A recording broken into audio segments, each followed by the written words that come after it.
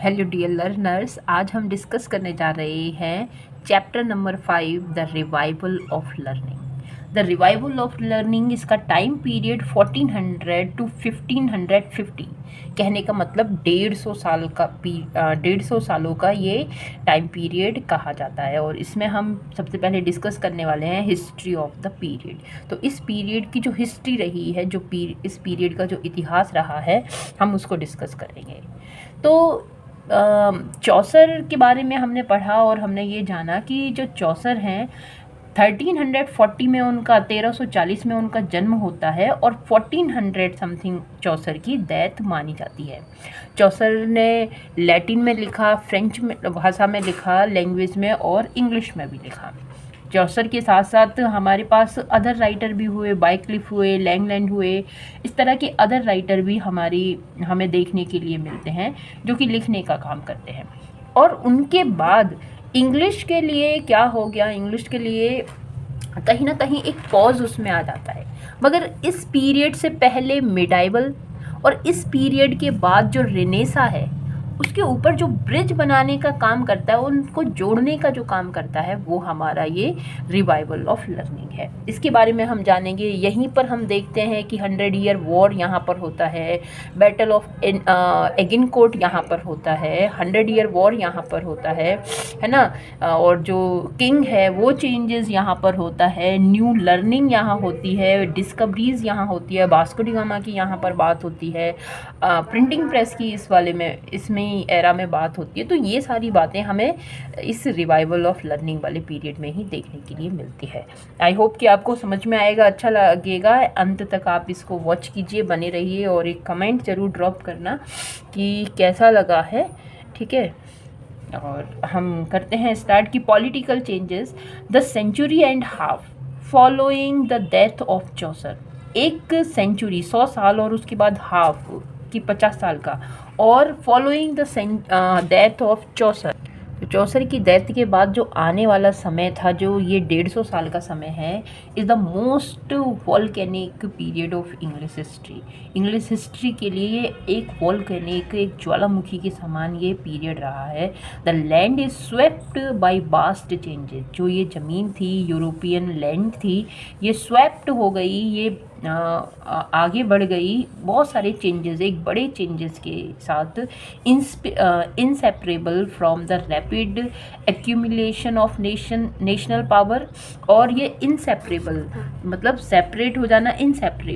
Inseparable थी किससे? Rapid accumulation, accumulate होता है मिल लेना, of national power. But since power is the most dangerous, पर जब ये पावर, ये शक्ति जब बहुत डेंजरस बन जाती है, ऑफ द गिफ्ट,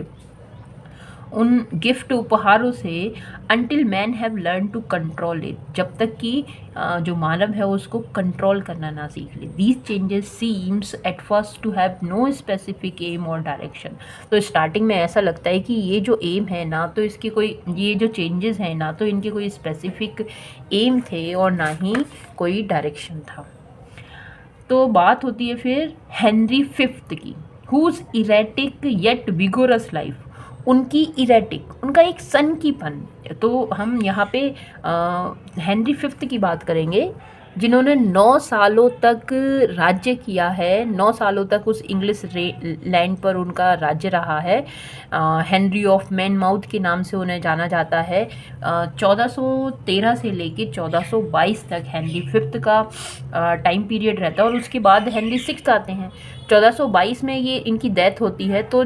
तब इनका जो बेटा हेनरी सिक्स्थ है, लगभग 1 साल का नहीं हुआ, पूरा 8-10 महीने का था, और वो राजा बन जाता है। हुज इरेटिक, जिनका जो सनकीपन है, यट विगोरस, मगर फिर भी ऊर्जा से भरी हुई, एनर्जी से भरी हुई लाइफ है, एज डिपिक्टेड बाई शेक्सपियर। जैसे कि शेक्सपियर के जो हिस्टोरिकल प्ले हैं, वहाँ से हमें देखने के लिए मिलता है, was typically of the life of his time. तो ये उस वक्त का उनकी लाइफ टाइम का टाइम रहा है। First, let Europe feel the might of the new national spirit. तो सबसे पहली बात तो ये है कि सबसे पहले यूरोप जो है उसको जो नेशनल स्पिरिट है वो फील करने दो, टू डाइवर्ट दैट ग्रोइंग, जिससे कि वो जो ग्रोइंग हो रही है उसको डाइवर्ट कर सके, and unruly spirit from the rebellion at home. और जो अनरूली स्पिरिट है, रिवेलियन, एक्चुअली यहाँ पे यूरोप और इंग्लिश और फ्रेंच के बीच जो एक घृणा है, जो फ्रेंच पीपल आकर जो राज्य करते हैं इंग्लिश पीपल्स के ऊपर, उनकी बात यहाँ पर करते हैं। Henry led his army abroad, और हेनरी अपनी जो आर्मी है उसको ले जाते हैं विदेश में, in the apparently impossible attempt to gain for himself 3 things. 3 चीज़ें लेने के लिए जो ऐसा लगता है कि इम्पॉसिबल अटेम्प्ट है उनको गेन करने के लिए। क्या क्या? A French wife, French revenue and the French crown. ये 3 चीज़ें इनको चाहिए। तो हेनरी फिफ्थ इनके अगेंस्ट, फ्रेंच पीपल के अगेंस्ट लड़ने का काम करते हैं। The Battle of Agincourt was fought in 1415, and 5 years later, by the Treaty of Troyes, French acknowledged his right to all his outrageous demand. तो एक ये प्लेस का नाम है एगिनकोर्ट, यहाँ पर एक बैटल होता है, तो इसीलिए बैटल ऑफ एगिनकोर्ट के नाम से ये जाना जाता है, जो कि 1450 में बैटल ऑफ एगिनकोर्ट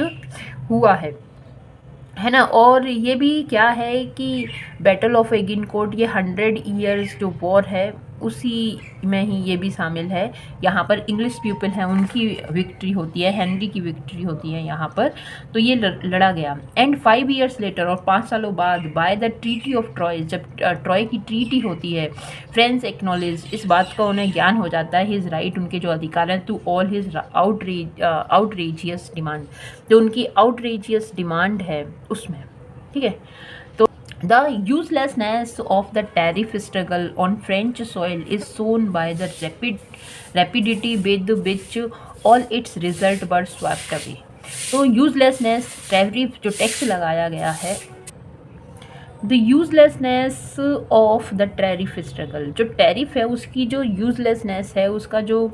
बेकारपन है उस फ्रेंच सॉइल पर, इज सोन बाय रैपिडिटी, वो बड़ी जल्दी ही दिख जाता है, विद जिसके साथ ऑल इट्स रिजल्ट, जो उसके जो परिणाम होते हैं टैरिफ लगाने के,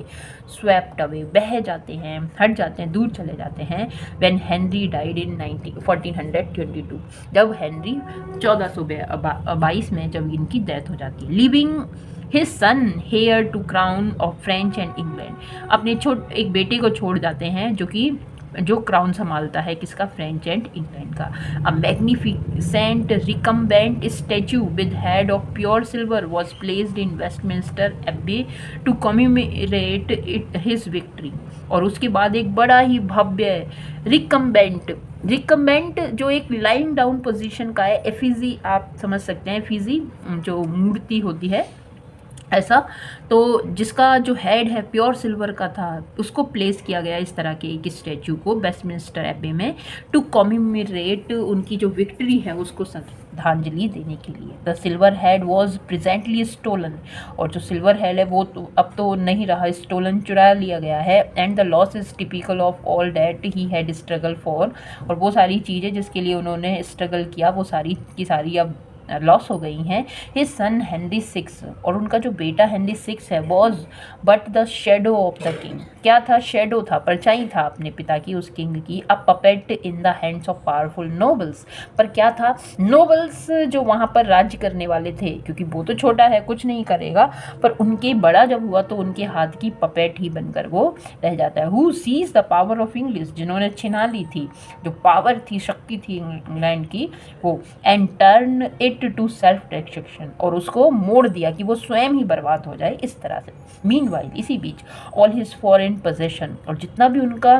जो बाहर से आया हुआ टैक्स है, पोजेशन है, enter were won back by the French, वे फिर से फ्रेंच पीपल्स ने जीत लिया, क्योंकि हेनरी 5 क्या फ्रेंच से लूट कर लाया, जीत कर लाया, और हेनरी 6 के टाइम में फ्रेंच पीपल आए और उसको ले गए, under the magic leadership of Johan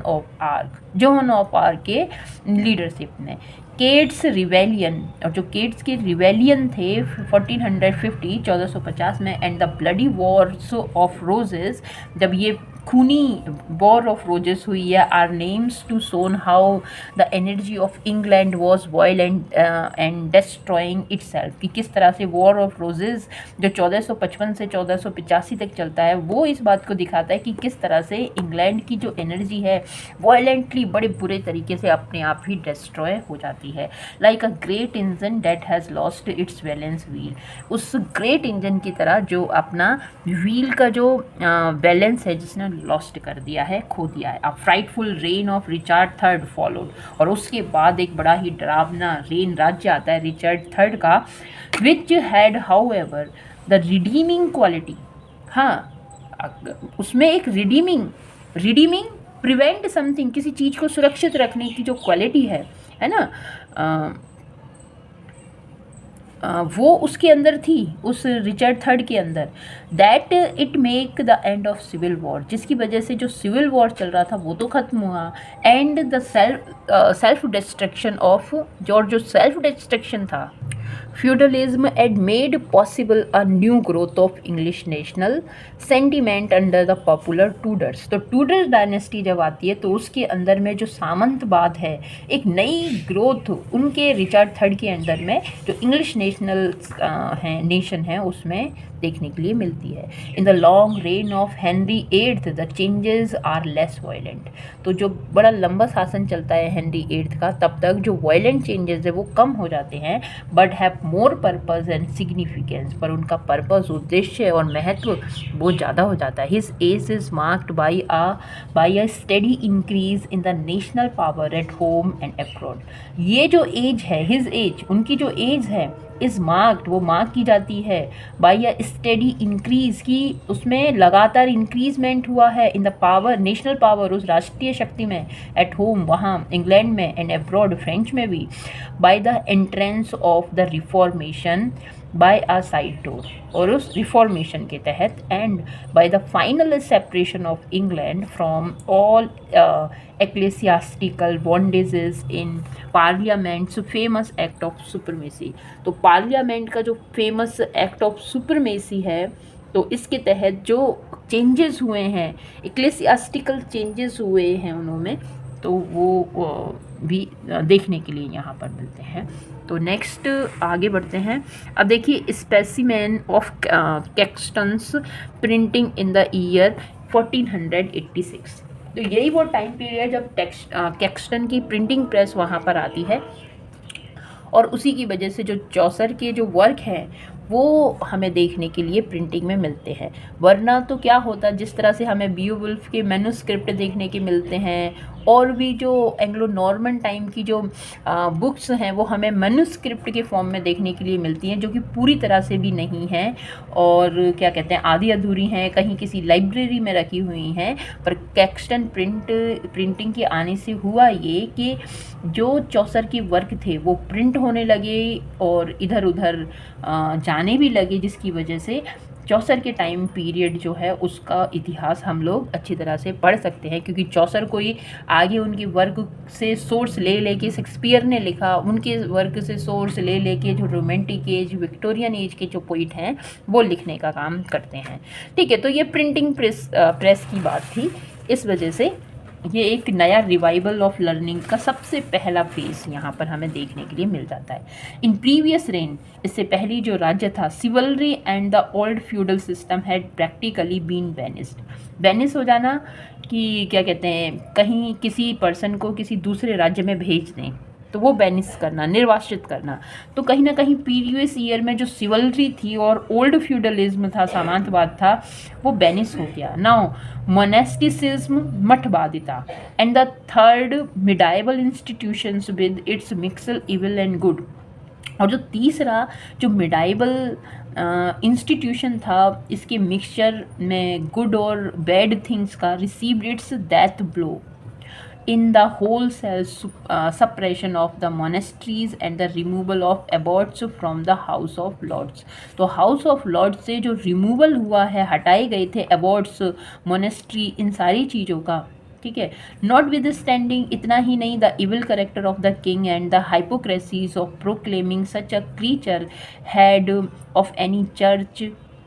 or the defender of any faith, we acquiesce silently in the stubborn declaration that the world owes some of its greatest depths to man from whose memory the world recoils। तो कहने का मतलब ये है कि जितने भी ये जो राजा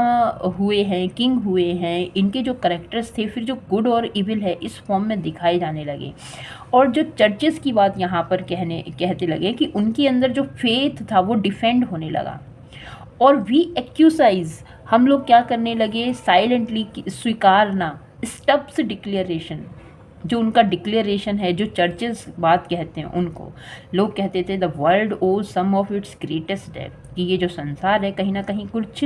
उसका महान कर्ज है टू मैन, उसके ऊपर, इंसान के ऊपर, फ्रॉम हुज, और वो मेमोरी ऑफ वर्ल्ड रिकॉइल्स, और जो इस संसार की यादें हैं उसको रिकॉइल करने का काम करता है। While England during this period was in constant political strife, England जो था इस पीरियड में कॉन्स्टेंट, लगातार पॉलिटिकल उस पर मार पड़ रही थी, यट राइजिंग स्लोली, मगर फिर भी वो बढ़ रहा था। Like the spiral flight of an eagle, और जिस तरह से स्पाइरल मैनर में फ्लाइट होती है, चढ़ान होती है, उड़ान होती है ईगल की, उसी तरह से to heights of national greatness, तो जो राष्ट्रीय की जो ग्रेटनेस की जो हाइट है, ऊंचाई है, इंटेलेक्चुअली, बौद्धिमकता से, इट मूव्ड फॉरवर्ड, आगे की तरफ बढ़ी, विद विविल्डरिंग रैपिडिटी, एक रैपिडिटी, तेजी के साथ, और कैसी, विविल्डरिंग रैपिडिटी के साथ। Printing was brought to England by Caxton 1476, और जो प्रिंटिंग है वो लाई गई इंग्लैंड में कैक्सटन के द्वारा 1476 में। And for the first time, और पहली बार इन द हिस्ट्री, इतिहास में, it was possible for a book, ऐसा पहली बार हुआ कि जो लिखा गया है वो बुक फॉर्म में हो, प्रिंटिंग की फॉर्म में हो, और an idea to reach the whole nation, पूरे राष्ट्र में वो आइडिया फैल जाए, पहुंच जाए।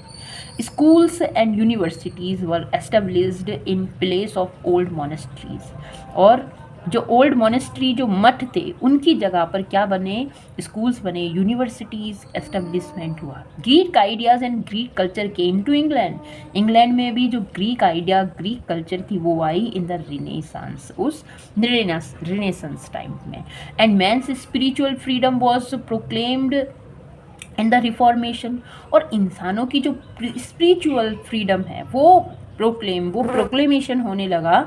ठीक है, उस रिफॉर्मेशन के दौरान। The great names of the period are numerous, बहुत सारे महान नाम हैं, एंड सिग्निफिकेंट, उनका महत्व भी है, but literature is strangely silent, पर हाँ, लिटरेचर जो है वो साइलेंट रहता है, लिखने का काम नहीं है, पर हाँ बहुत सारी चेंजेस हुए हैं, आविष्कार हुए हैं बहुत सारे इस टाइम पीरियड में, पर हाँ लिटरेचर में साइलेंट रहा है। प्रोबेबली शायद द वेरी टर्मोइल, इसीलिए कि बहुत परिवर्तन का काल था। देखो कहने का मतलब ये है, राइटर भी यही कहते हैं कि भाई अगर आपको लिटरेचर कब लिखा जाता है, किसी टाइम पीरियड में, किसी देश में कब लिटरेचर की ग्रोथ होगी, जब वहाँ पर पीस होता है। आप भी अगर कभी लिखने बैठोगे, अगर घर में कहीं झगड़ा है, आपके दिमाग में टेंशन है, तो आप क्या ही लिख लोगे, किस के ऊपर विचार करोगे। तो नेशन, पूरे देश में ऐसा ही चल रहा था, अगर अदर फील्ड्स में ग्रोथ हो रही थी, पर लिटरेचर थोड़ा कम यहाँ पर डेवलप होता है इस टाइम पीरियड में, ठीक है। तो राइटर यही कहते हैं कि प्रोबेबली शायद the very much turmoil of the age prevented any literary development, कि इसको प्रिवेंट, रोक कर रखा किसी लिटरेरी डेवलपमेंट को। For literature is one of the arts of peace, क्योंकि लिटरेचर क्या है, आर्ट ऑफ पीस है, शांति की कला है। It requires quiet and meditation rather than activity, और ये क्या रिक्वायर करता है, क्या डिमांड करता है कि भाई क्वाइटनेस हो, मेडिटेटिव माइंड हो, एक्टिविटी के या स्ट्रिंगनेस के अलावा के बजाय। Life of renaissance has first to be lived before it could express, तो जो जीवन है रिनेसेंस का, had first to be lived, पहले ये रहे, जीवित रहे, before it could express itself in new literature of Elizabethan time period. तो रिनेसेंस टाइम पीरियड में ऐसा देखने के लिए मिलता है, जब एलिजाबेथन टाइम उनका रेन था, तब न्यू लिटरेचर, एक अलग लिटरेचर लिखने का काम किया गया। अब हम पढ़ते हैं रिवाइवल ऑफ लर्निंग की बात करेंगे। तो राइटर इसमें कहते हैं द रिवाइवल ऑफ लर्निंग, जो पुनर्जागरण है लर्निंग का,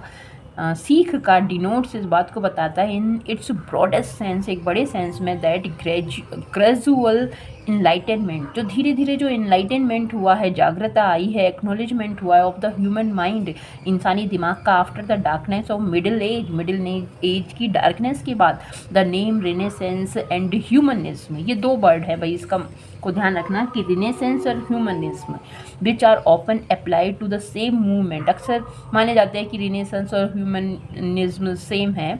प्रोबेबली अ नैरो सिग्निफिकेंट, दोनों के बीच में एक बड़ा छोटा सा वो अंतर देखने को मिलता है, महत्व है,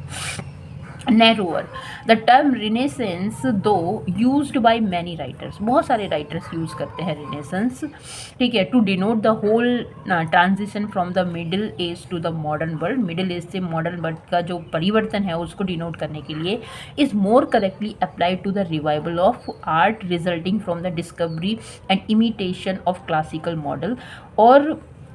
ये भी ज़्यादा करेक्टली है इसको अप्लाइड करना कि रिवाइवल ऑफ आर्ट, जो पुनर्जागरण है आर्ट का, जिसका रिजल्ट होता है, जिसका परिणाम क्या है, डिस्कवरी और इमिटेशन से है, क्लासिकल ग्रीक पीपल्स को जो इमिटेट करते थे और उस इमिटेशन के दौरान कुछ नया निकल के आता था, तो उसका परिणाम था ये, ठीक है। In the 14th and 15th century, इस टाइम पीरियड में humanism applied to the revival of classical literature, तो जो ह्यूमनिज्म है ये अप्लाइड होता है रिवाइवल ऑफ क्लासिकल लिटरेचर पर,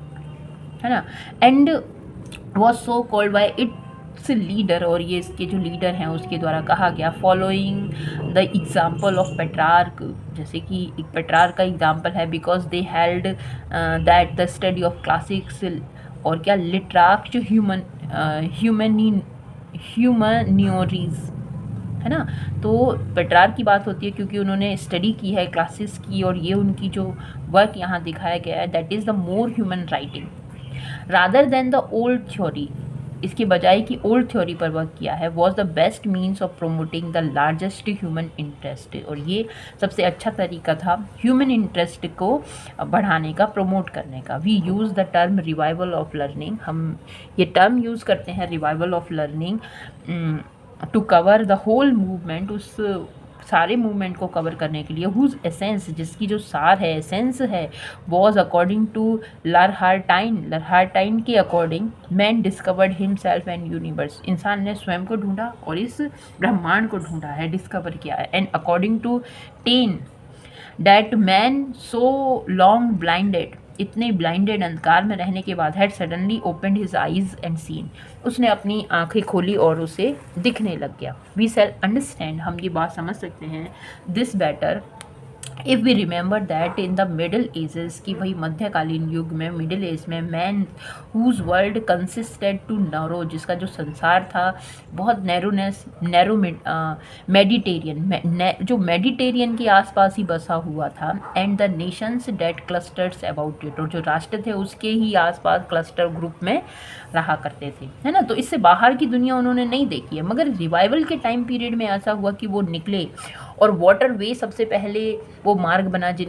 उन्होंने उसको चुना, और इंडिया की भी डिस्कवरी हुई वहाँ, अमेरिका की भी हुई, अदर नेशंस की डिस्कवरी यहाँ